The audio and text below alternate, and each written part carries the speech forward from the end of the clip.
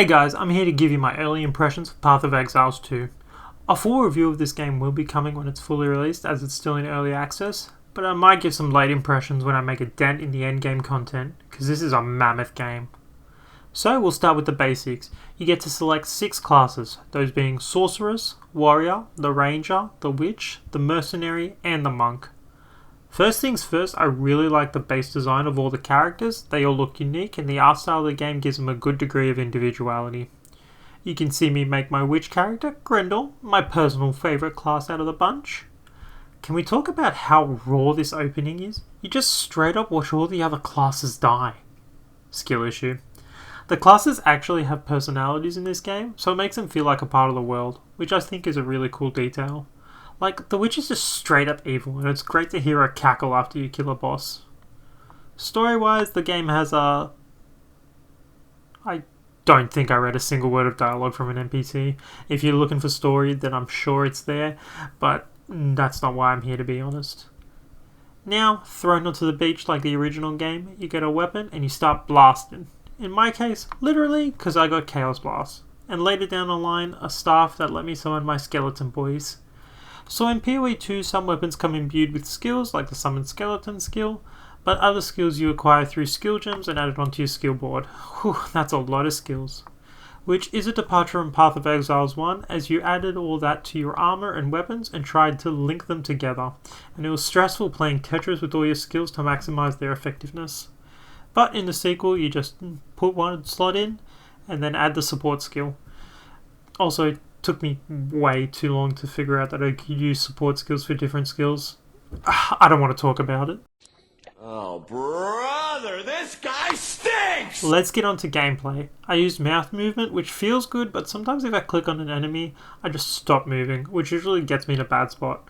The dodge roll does help out, but I really wish I could have a cool movement ability that would go through enemies, because they body block me all the damn time, especially in tight hallways, which makes it hard to avoid the AoEs or big damage that the mobs can do together. I have yet to try the WASD movement, but maybe for my next character, if you want me to do a different class for my review, leave it in the comments. Wink wink nudge nudge. The hits also feel really meaty, and it makes combat more enjoyable to me because it makes me feel strong. I will say the visual clarity for the witch is sometimes just bad. The darker areas and the similar purple that most of the chaos skills use makes it hard to discern what I'm doing, and sometimes it just gets hard to tell what skill is affecting who. I just have to say, using Contagion with a whole swarm of enemies surrounding you and watching it spread and do more and more damage as I use my skeletons and later frost mages as meat shields, ironic since they are just bones, character setting up Contagion on the weaker enemies so that the stronger enemies take the increased dot damage. It felt so fun, maybe because I just like watching the world burn. So in short, the main takeaway from the combat is that it just feels satisfying to see all your skills combo together and justifying the poor or good decisions you made for your build along the way. Now let's get into the elephant in the room, the biggest darn skill tree you ever did see. And it does look intimidating at first glance with how expansive it is, but just look at the skills you like using, look at their attribute. For instance, my skeletons are classified as minions and they scale with physical damage. So I went and started with minion damage nodes, and then I really liked using Contagion, which scales off chaos damage. So I tried getting to the chaos damage nodes first. Obviously there's a lot more nuance to the skill tree and all the individual nodes, but that is a good place to start, and you should start getting a feel on how to make a build and follow the path of the skill tree. And if you ever feel lost or want to do something specific, just find a build guide. They're easy to search up and hopefully won't brick your build like my dumbass will. I won't be talking about ascended classes as I've yet to experience, and I'm not too sure how they work yet. Let's talk boss fights. I pretty much did all the boss fights in Act 1, maybe I missed a few, but they all had unique attacks, unique arenas, and different animation tells for when to dodge or when to get the hell out of there before they go boom. I'm going to show you the Act 1 final boss, so spoiler warning if you want to stay pure, and skip to this timestamp. 3, 2, 1.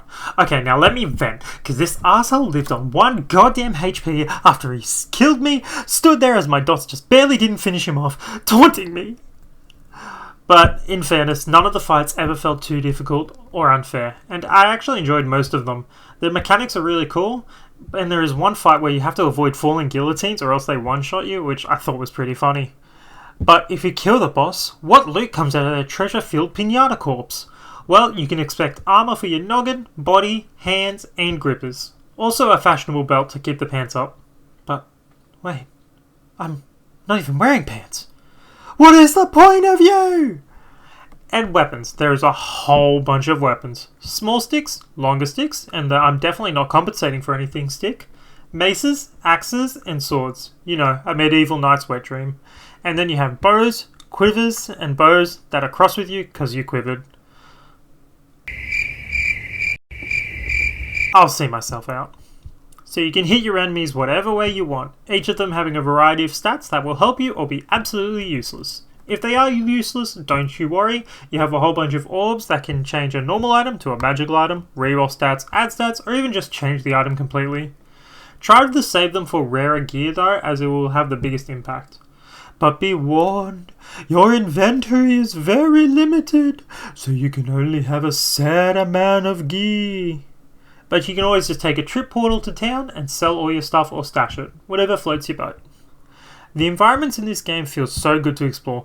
Besides a certain manor I wish I got to burn down at the end of there, they all look visually appealing and are pretty fun to explore, finding side areas, side quests, or even random unique enemies that provide a good amount of challenge. Progression of the game feels good. You get enough skill and support gems that always give you something new to play around with. I have a pretty mid-range PC and I only experienced one crash, which was probably just my computer. But the game ran smoothly, staying at a stable 90 frames per second, and if I lowered the graphics a bit, I could get it running at 120 no problem. So the game from a technical standpoint is great. I didn't experience any bugs, but I'm sure there are kinks to work out, so just keep an eye on the bug reports or Steam reviews as they're pretty quick to find any game-breaking bugs. So in summary, the game looks great, has a cool gothic art style, the classes all look fun and engaging, combat feels fast-paced and impactful, and all of your hits have impact. The bosses are good, the loot is good, and you have hundreds, maybe even thousands of hours of content at your fingertips. Look, I'm going to keep it a buck. PoE 2 is the next level for ARPGs. My only gripe is not having a movement ability that may change down the line as I haven't finished the game yet. However, the dodge roll is serviceable. Now, it is only in early access, so all of this is subject to change, but man, it just feels so good to play. The game will release free to play, which is crazy by the way. With this much content and regular updates, it will be free to play. Wild in this current gaming environment. We don't see that very often, so I urge you, if you can, buy the earliest access pack and help support these talented developers at Grinding Gear Games who don't know how to stop making a game. It's a 9.5 out of 10 from me so far. Thanks for listening to me ramble. Please like the video if you too are thinking about Path of Exiles 2 and hit that subscribe button. Just pretend it's my face.